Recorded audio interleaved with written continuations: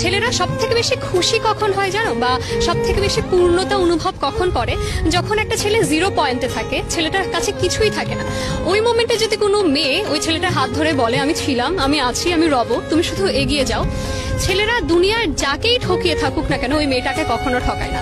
And দিন শেষে পরিপূর্ণতা বিয়ের মাধ্যমে দিয়ে থাকে তারা, কারণ ছেলেরা শুধুই চায় মানসিক শান্তি, আর তাদের মানসিক শান্তি দেওয়ার মতো একজন মানুষ। তারা যদি এটা পেয়ে যায় তাদের জীবনে আর কিছুই লাগে না, তারা সবকিছু ত্যাগ করতে রাজি ওই ভালোবাসার মানুষের জন্য, বা ওই ভালোবাসার মানুষকে আগলে রাখার জন্য, সাথে রাখার জন্য। ছেলেদের জন্য বলছি, এরকম কোনো মেয়ে বা এরকম কোনো ভালোবাসার মানুষ বা এরকম কোনো শুভাকাঙ্ক্ষী তাদের দরকার পড়ে, যাদের কাছে না তারা মন খুলে সব বলতে পারবে। এদের এই জন্য তারা তাদেরকে কেউ জাজ করবে না যে তুমি এরম কেন, তুমি সেরম কেন, জাজ করবে না। তারা এরম একটা মানুষ চায় যে শুধু আমায় শোনো, তোমার কিছু করতে হবে না, তোমায় আমার এক্সপেন্সিভ গিফট দিতে হবে না, তোমার আমার পাশে থাকতে হবে না, তোমার আমার সাথে সবসময় 24 ঘন্টা ফোনে কথা বলতে হবে না, তুমি শুধু শোনো। ছেলেরা শুধুই চায় যে একটা মেয়ে থাকুক এরম কেউ যে তার কথাগুলো শুনবে আর তার হাতটা শক্ত করে ধরে থাকলেই চলবে। ছেলেরা এক্সপেন্সিভ গিফট চায় না, সুন্দর সুন্দর দামি দামি উপহার চায় না, কোথাও ঘুরতে নিয়ে চলো, এখানে চলো, সেখানে চলো, এগুলো ছেলেরা একদমই চায় না।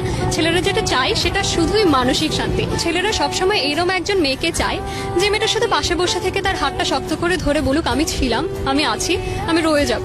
আসলে মানুষের কাছ থেকে এত এক্সপেক্ট করে কোনো লাভ নাই। নিজের প্রতি নিজের এক্সপেকটেশনটা বাড়ানোটা সবচেয়ে বেশি ইম্পর্টেন্ট। এতে আপনি নিজের হেল্প করবেন এবং অন্য মানুষের পাশে দাঁড়াতে পারবেন। সো অন্যের কাছ থেকে চাওয়ার চাইতে নিজের কাছে নিজেকে স্ট্রং করাটা অনেক দরকার। মানুষ চিনতে পারে খুব সহজে, তাই তো? না, খুব বাজে কথা। মানুষ চেনা সব থেকে কঠিন। কাউকে চেনা আর জানার মধ্যে অনেকটা পার্থক্য আছে।